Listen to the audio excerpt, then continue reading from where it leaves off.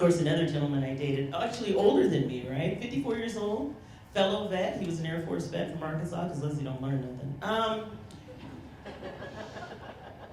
He had 4 adult kids and 9 grandkids, right? I think maybe I scared him off because I was a little too stoked about being Grandpa's black girlfriend for Christmas. Are you kidding me?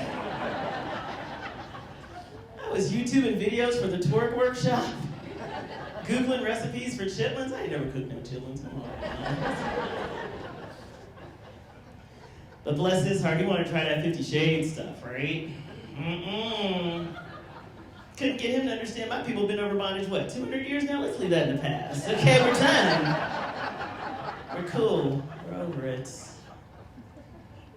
But dudes, what do you do when your girl gets resistant? Then it turns into you gotta win, right? It's not even about you still wanting whatever the thing was that you want. You gotta win.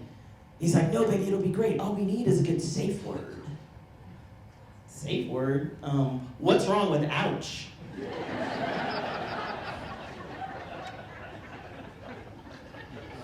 Serious, man. I'm the one with clips on my nipples. You want me to remember rutabaga? What is a rutabaga? That's gonna be a no.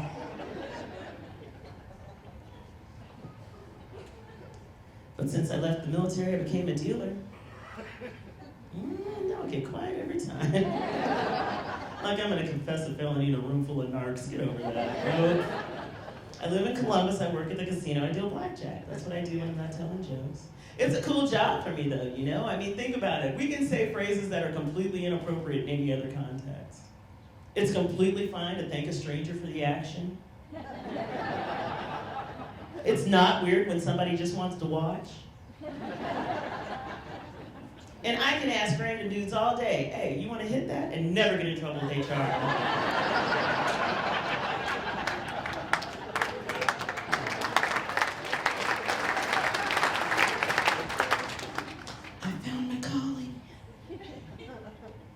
Sometimes you have some awkward moments at the casino, though. One day my table wasn't doing too good. I finally dealt him a winning hand. This gentleman decides to look at me and go, good job, Leslie, you made Daddy proud. Sir, I may not know my daddy, but you ain't him. Dial that shit back, okay? That's not cool. Another day, this young man who was just absolutely my kryptonite was playing one-on-one with me, right? He could tell I was digging him. He could tell. So he puts a $25 chip on the table, slides it towards me, makes eye contact, and says, can you break me? Now here's the problem with being 47 and facing a proposition like that. I'm like, you want me to split that copay? Because you look like the kind of exercise program I need to consult a doctor about first. You know? I'm not saying no. I'm just wondering if I can get him to see my chiropractor, you know, within a reasonable amount of time. I'm just saying young dudes aren't as cautious sometimes as we need them to be, that's all. That's all. But yeah, being single has its challenges. You know, like, I'm finally like trying to embrace that I'm attractive, but I really feel like kind of put off when my friends call me hot. I kind of feel like that's reserved like for certain people. Like I'm not, you know, Victoria's Secret model hot. I'm not Playboy Bunny hot. I'm more like drunk 27-year-old dude sending me a dick pic so he can get a booty call hot.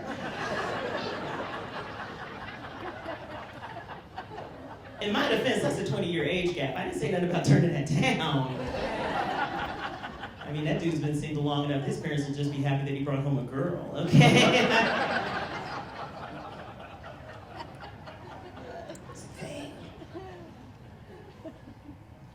I'll tell you though, one of the things that I do like about working at the casino is they pipe in this music from all different eras, you know? I'm a lyrics person, and everybody thinks that music from like the 50s and 60s is so much more wholesome, but is it? Like there's this one song they play every once in a while. You're 16, you're beautiful, and you're mine. Everybody knows that song, right? They use it in movies and commercials and stuff. I do sound 17 to you.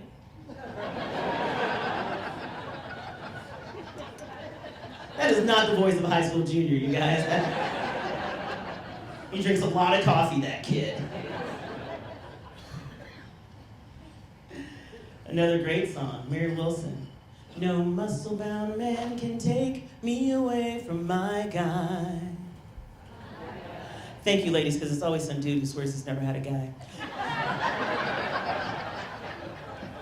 No handsome face would ever take the place of my guy. And that sounds so sweet, right? Till you realize Mary just low-key called her dude ugly and skinny. What? Mary, that is so passive-aggressive. What? Why he ain't getting you real diamonds for Christmas, Heifer? That's not nice. But I think my favorite oldie, I'm gonna wait till the midnight hour. That's when my love comes tumbling down. I'm gonna wait till the midnight hour when there's no one else. Wait.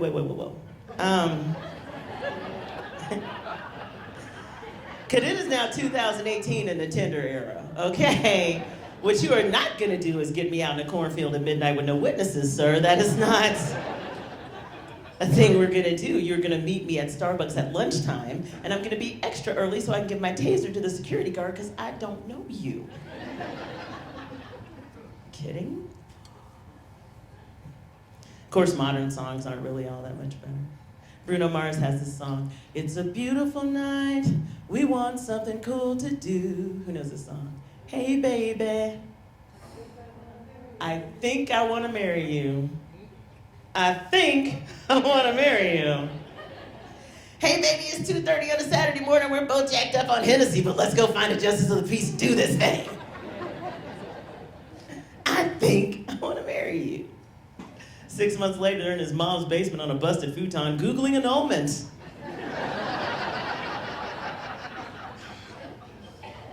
I hear that's how that sort of thing works out. Same dude, different song. "I'd catch a grenade for ya." This just in, Bruno, necrophilia is gross. Nobody wants any part of that. That is so extra. We were just gonna go to dinner for Applebee's. Now I gotta figure out if you have a suit for your funeral? That's too much pressure, man.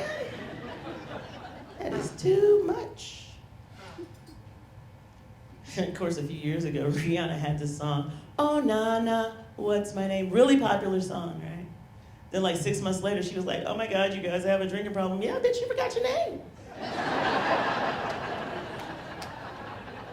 That is a part of your brain that alcohol is not supposed to touch, okay? Talking to people, of all different ages, I get an opportunity to do that in my job. But I gotta be honest though, being 47 like right now, it's like being the tweens of adults. I mean, let's be realistic, Gen Xers. If there is a generation that we should not expect to grow up, it's gonna be us. One of us made skateboarding a job. Tony Hawk's still running around in those deck shorts on a skateboard. He's just like, "I'm gonna do this till I'm 80. 20 years from now, nursing homes are gonna be full of people with polo shirts with their collars popped. We won't be in dementia, we'll be in denial, like we need the 80s back right now, if you don't mind. But it's frustrating though, because there's times when I talk about my grown kids and I feel like I'm getting there, and I talk to 20-somethings and I'm like, "Oh my God, you're such a baby." But the minute I want to bitch about being old, there's always some 70-year-old like, bitch, slow your roll. You have not had one knee surgery yet. It is not your turn. I bet you don't even know what an orthopedist is. Of course, things are changing for me. My body's changing. It's kind of weird sometimes. Like, I'll be honest with you, I think my butt is shrinking. Who knew that the junk in my trunk could be biodegradable? I guess that makes it environmentally friendly, I'm not sure. It's weird though, because my senses play tricks on me sometimes. I was up in Detroit a few weeks ago on purpose. And I saw the Salvation Army truck, right? And the side of the truck said, "Doing the most good," because that's their slogan, right? What Leslie saw was "Doing the moist God." And then I immediately started brainstorming organizations for which that slogan would be appropriate, because now I need to see that on the side of a truck for real,